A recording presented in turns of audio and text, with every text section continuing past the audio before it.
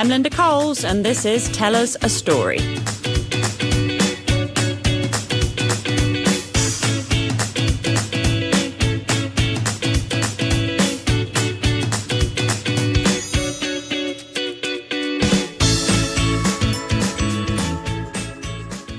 David Nour is the world's foremost authority on relationship economics, the quantifiable value of business relationships.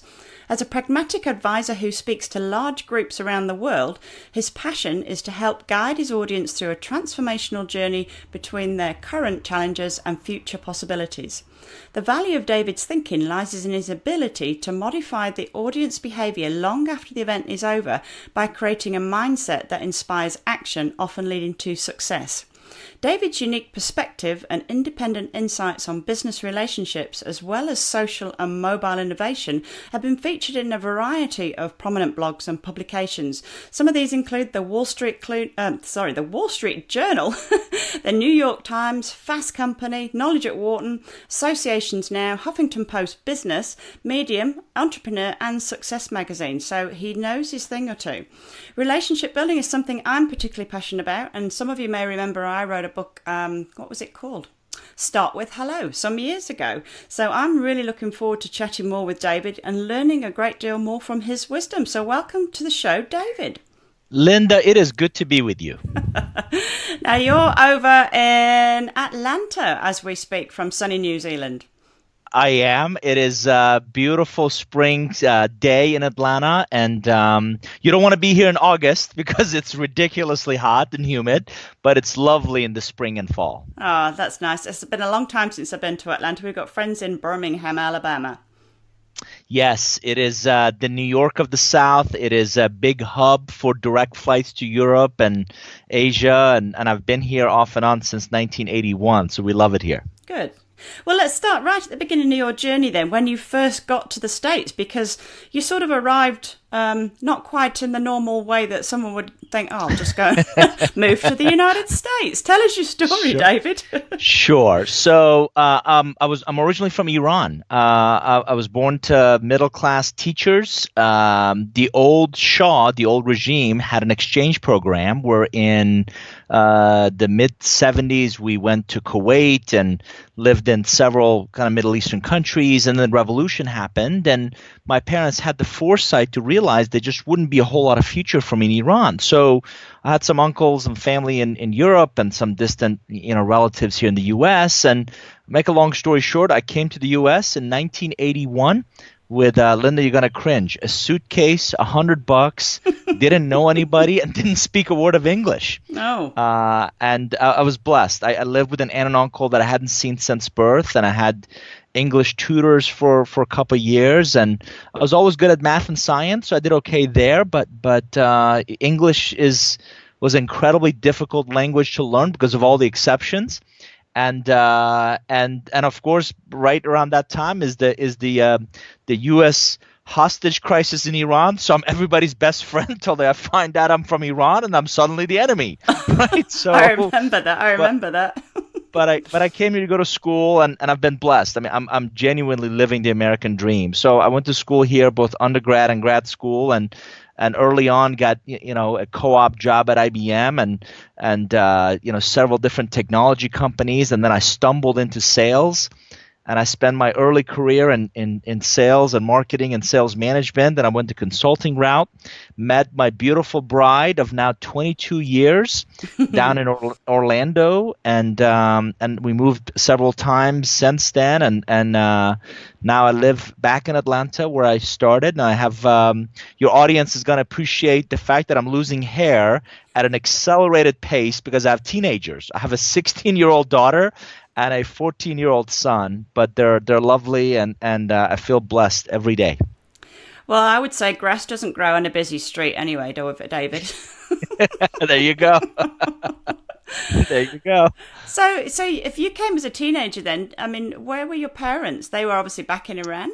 Yeah, there still are. Mom and dad still, believe it or not, live back there. And they both come from, a personal note, I have 42 first cousins. Wow. So mom and dad both come from big families, and they felt obligated to go back and support the family members and and they still live back there. Grandparents have passed away, but aunts and uncles and cousins, and they're all still back there. I changed a lot of their diapers and helped raise them, and now they all have kids of their own.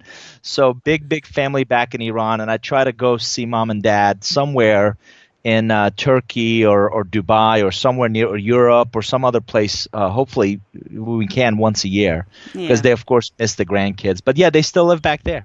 Okay. So you wrote a book, Relationship Economics. Well, you've written several books, so I'm sure we'll talk about. But this one, Relationship Economics, Transform Your Most Valuable Business Contacts into Personal and Professional Success, which was published by Wiley in 2012. So you're a fellow Wiley author. Join the clan. Yeah. Yes. Yeah, right. So the original version came out, the hardback, in 2008, and then I've kind of updated it a couple of times. And the premise of it was, and you and your audience in New Zealand are certainly going to understand this. I believe, and I wrote in the book that I didn't get it then, but I certainly get it now, that my dad walking me through bazaars of Iran, I think I was 5 or 6 years old, it wasn't just a to-do list. It wasn't just a grocery list for mom or things he needed around the house.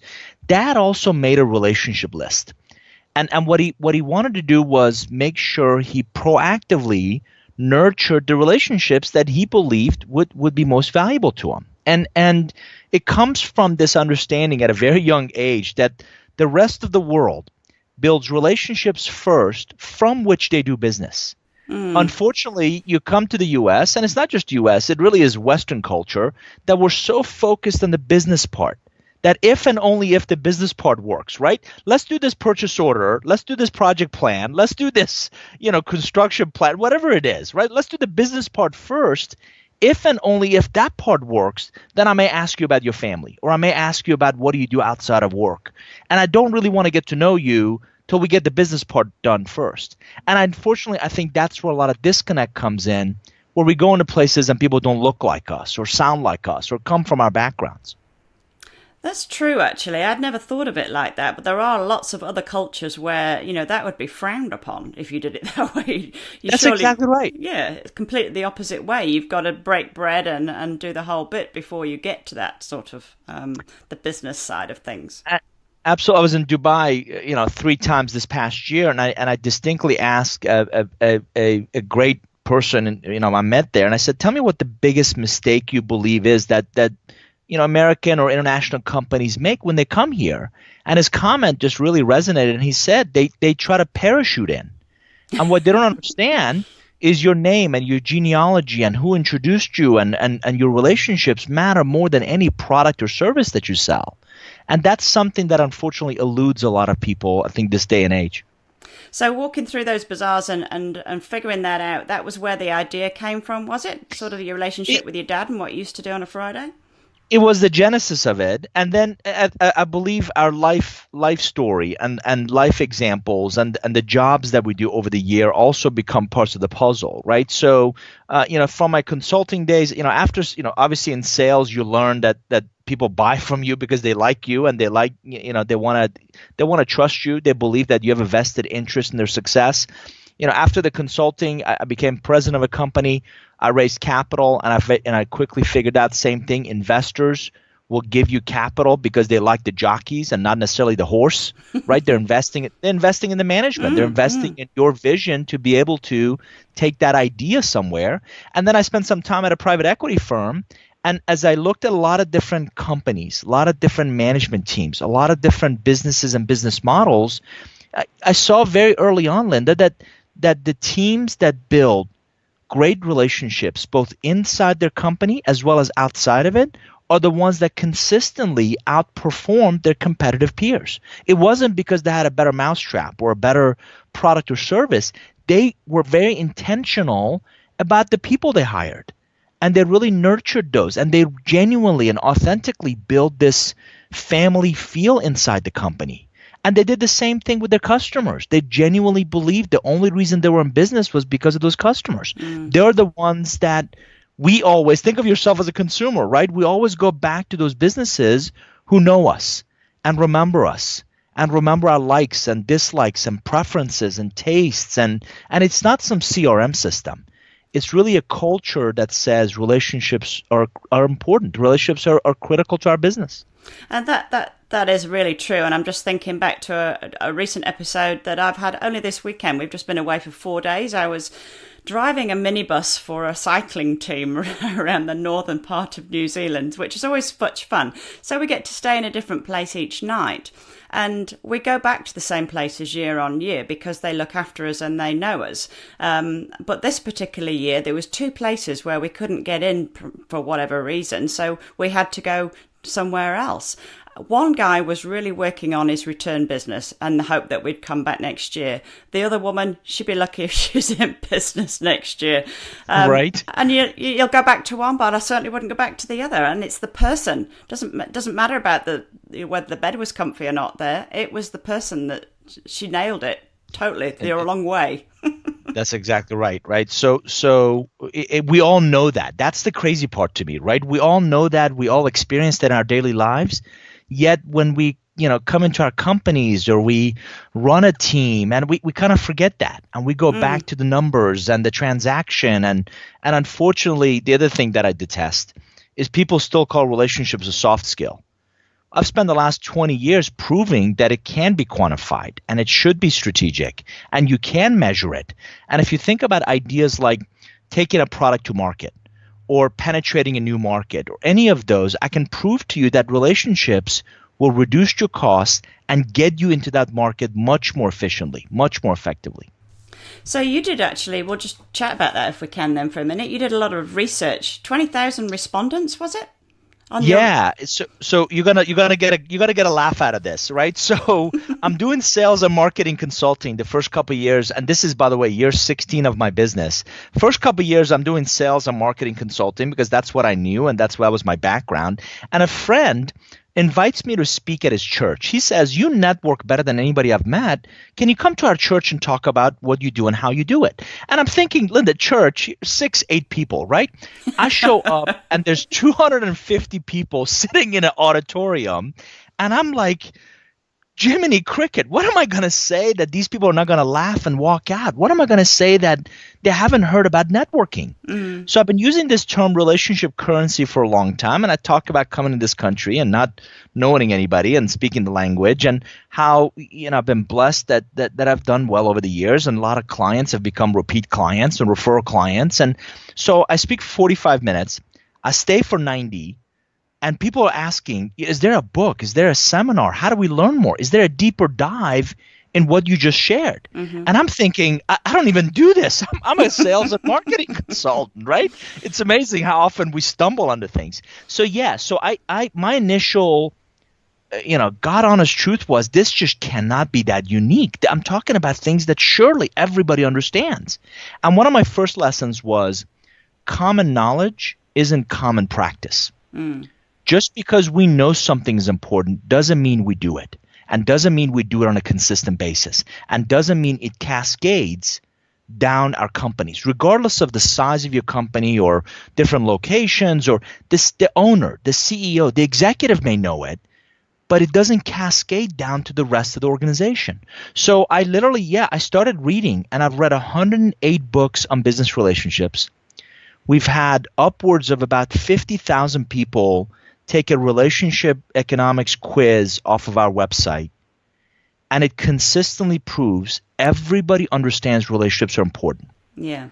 Very, very few understand their significance. Very few understand how to measure them, how to have a disciplined process, how like a flower bush, you have to prune it if you want it to grow. You have to constantly nurture it if you want it to pay dividends. So do you think then that there's a certain person that finds it easier than others? I mean, you've got so many different types of people. I'm quite chatty, you're quite chatty, but not everybody is. No question. So if I break it down to the simplest terms of this introvert or extrovert, right? Or even some roles, think about it. If you're in a outward facing, think of sales or marketing or business development or investor relations or any of those outward-facing roles, it's very easy for us to connect with people and talk to them and engage them and genuinely be interested in them. Conversely, I've actually traced this back to your upbringing, right? So if your parents had kind of more of that introverted, demeanor about them, if they had more introverted roles, think of accountants or sometimes attorneys or sometimes engineers, right? Where it was driven into you that if you technically know a role or if you technically know a job, that will carry you, for the rest of your life. You haven't had to get out there and build and nurture those relationships.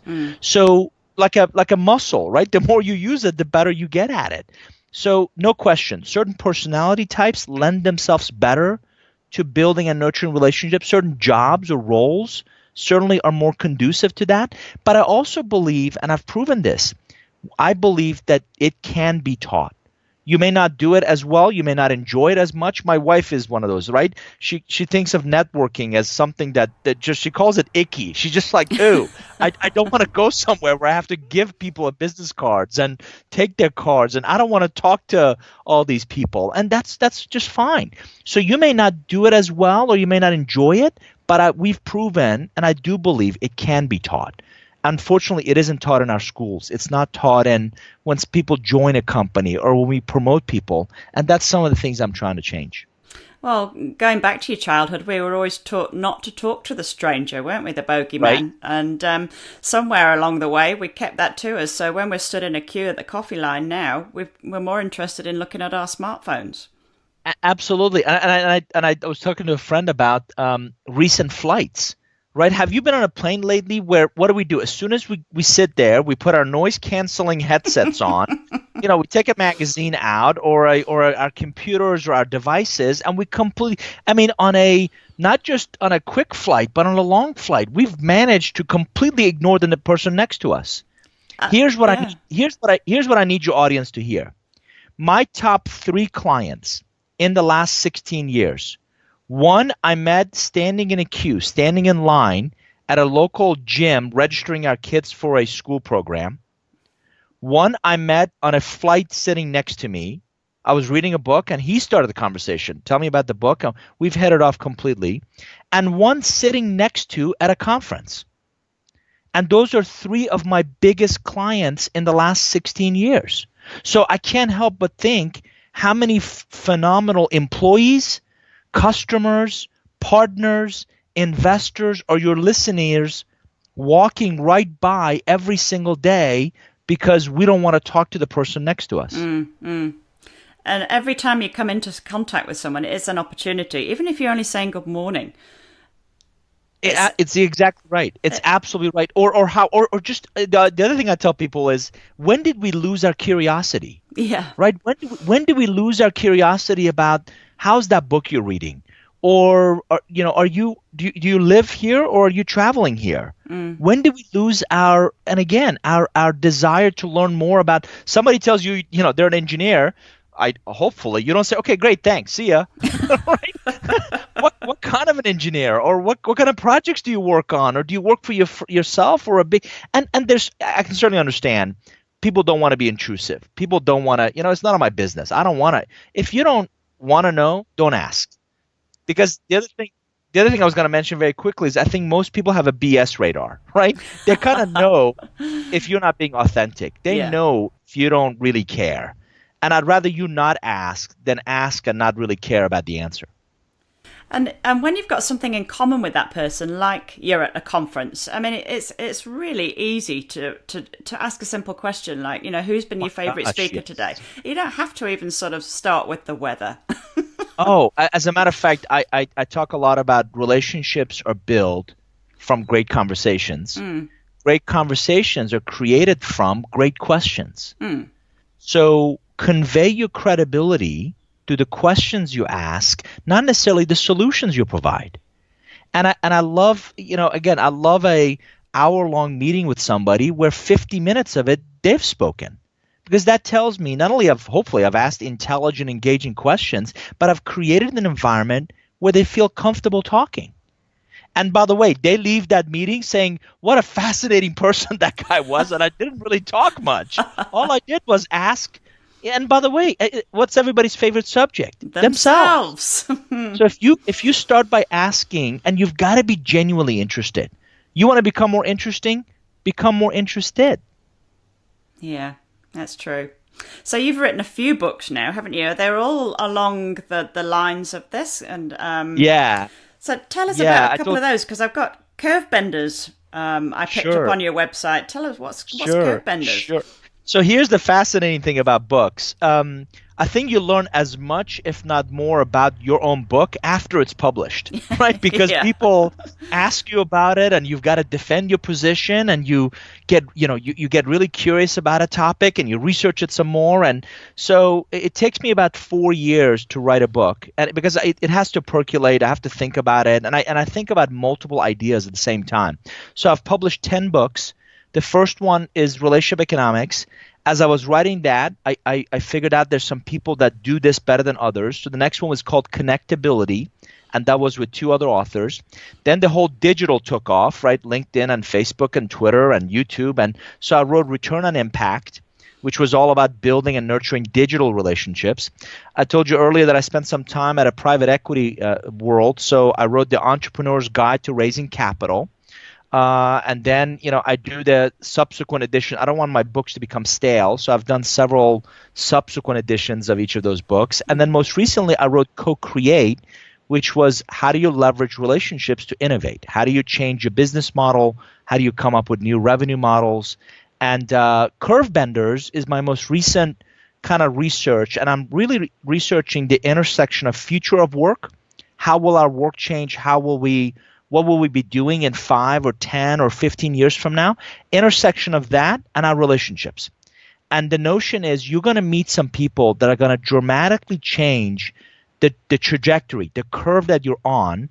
And the positive ones I call curve benders, and the negative ones I call fender benders, because they're gonna stall you. They're gonna take you a couple of steps back, and hopefully you aim to meet more curve benders and avoid the fender benders. Yeah.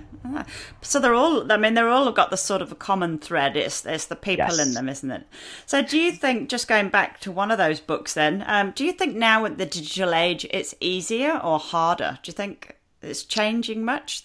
Sure. You've got LinkedIn. Sure. I found you through somebody that I know on LinkedIn, and he recommended you. No question. So here's the double-edged sword with digital.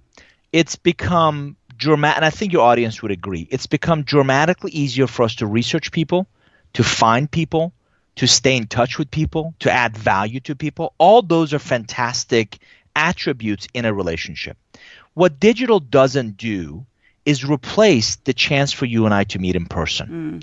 The chance for you and I to, believe it or not, still shake hands, look each other eye to eye, get to know people. And here's the message that I really want your audience to hear is, on a daily basis, Linda, we're asking people to trust us.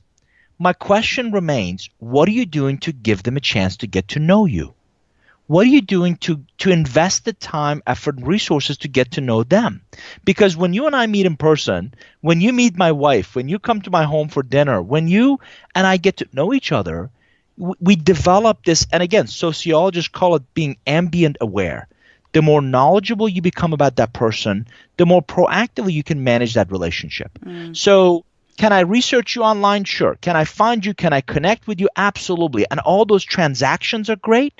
If you still want transformational relationships, if you want deep, meaningful relationships, and again, I've been a student of this for 20 years, I've yet to find a more impactful way than meeting somebody in person. So digital won't replace that, not yet anyway. It can certainly nurture it. It can certainly make it more impactful, make it more easier to nurture that relationship along the way. Yeah, you've got to have that eye to eye. You don't have body language, do you, when you're online? The digital is not the same. You do, and you don't. And I can see you on a video call, right? Earlier this week, I was on a video call, I kid you not, with 8 different people in 6 different countries, and we're all on video, and you can see them, but nothing replaces meeting them in person and interacting with them and going to their offices, because I've been to their offices, whether it's Singapore or Sao Paulo. I've been to their offices, and it's just, you get the texture, you get more context of the relationship, where digital doesn't quite bring that to bear yet. That's true. That's very true. So you must, you do a lot of presentations, and I can hear that you've got a lot of wisdom, and there's probably I'm only tapping on the surface of what you've got to say. So have you got some key tips that you want to share with us? I appreciate it. Yeah, I'm blessed to speak 50, 60 times a year. So what I want your audience again to think about is think of relationships almost like a theater act, before, during, and after. What can I do to plant the right seeds, focus on the right people, do my homework, again, focus on fewer but really more impactful relationships before. During, how can I be present, right? How can I put that damn phone away? How can I not get distracted? How can I really create an environment to pay attention to them and only them and add as much value as I can while we're together? Right? And then afterwards, how can I follow through, which is a process, not follow up, which is just a transaction? Follow up is, Linda, did you get that email? Well, duh, yes. Follow through is, did you get it? Was it useful? Did it help? How else can I improve? And getting in the business of following through. And what I don't want your audience to do, especially when it comes to relationships, is confuse what I call vibration, right? Meeting a lot of contacts and collecting a lot of business cards and connecting with a lot of people online. That's all vibration. Don't confuse that with forward motion. What are you doing to move these relationships along a continuum where they become deeper, they become more meaningful, they become more impactful? So you're not just becoming a connection collector. That's exactly right. Yeah. That's exactly right. And one of the things, I mean, you could say, okay, so you've got 3,000 connections on LinkedIn, but actually, how many of those do you know? In reality, when you look back at your own, just your own LinkedIn profile, what you've got there, how many could you actually pick up the phone and say, hey, we haven't had coffee for a while, let's meet up? There's probably very few in most people's. We've all got a lot of homework to do. You're exactly right. And I asked them a very simple question. How many of them will promptly return your calls and emails? Yeah. How many people prioritize you versus, oh, yeah, I'll get back to her next month or next year? Yeah. Oh, dear. Got a bit of work to do. We all do. We're all a work in progress. So let's talk about you again for a moment. What are you reading at the moment? Obviously, you spend a lot of time writing, but what are you reading? I do. I learned from my dad drove into me that leaders are readers and readers are leaders. So a very good friend named Tasha Eurich has a great book called Insight, and it's all about self-awareness, right? So we can't build and nurture better relationships with other people if you don't know yourself as well. So that's a great one at the moment. Another good friend, Ayşe Bursel, she is Turkish, and she's written a phenomenal book called Design the Life You Love. That's another really, really great one. So those are a couple that new ones that I'm reading at the moment. The other habit that I have is books that were really impactful.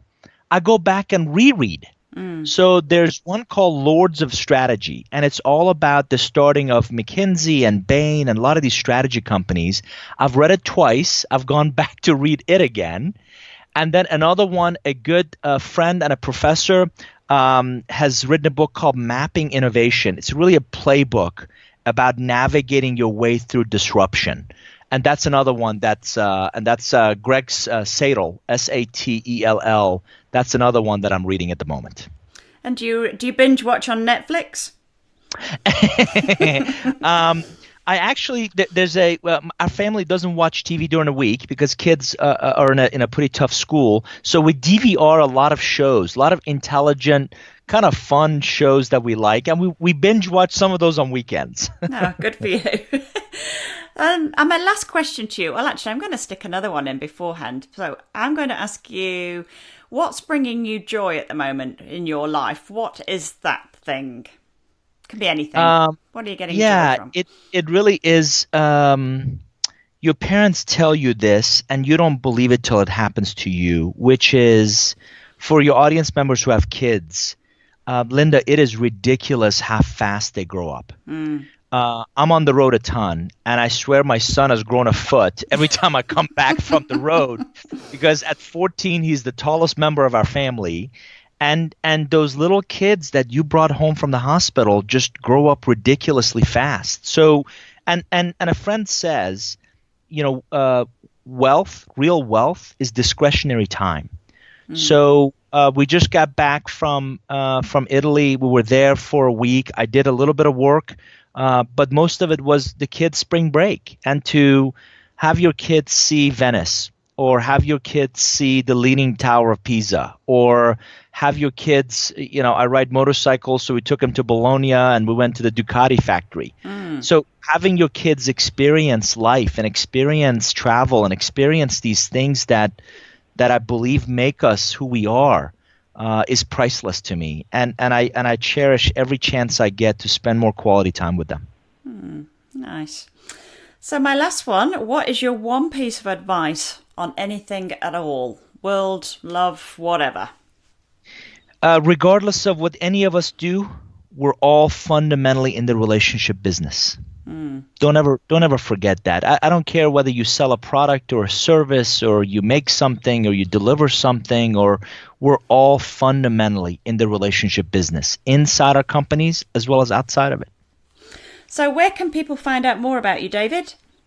Sure. So you can always just Google my name, David, Nour, or if you want to just go directly to our website, it's just Nour Group, nourgroup.com, and you can there's a blog, I do videos, we're launching a podcast. It's not nearly as popular as yours, but we're launching a podcast, and you can also get access to all the social networks from our website. Again, Nour Group, nourgroup.com. Excellent. Well, it's been a pleasure having you on and talking about those things that we know are important. We just tend to forget or don't put as much time into as we absolutely should.